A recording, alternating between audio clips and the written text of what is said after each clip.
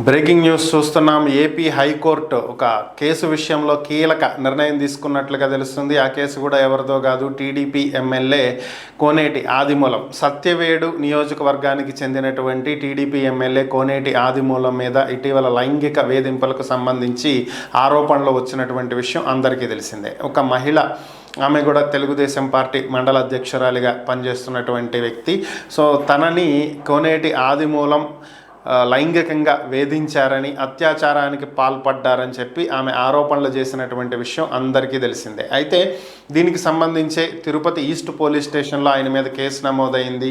ఆ కేసుకి సంబంధించి ఏపీ హైకోర్టులో వాదనలు జరుగుతూ ఉన్నటువంటి నేపథ్యంలో ఆమె కోర్టుకి హాజరై వాంగ్మూలం ఇవ్వటం జరిగింది.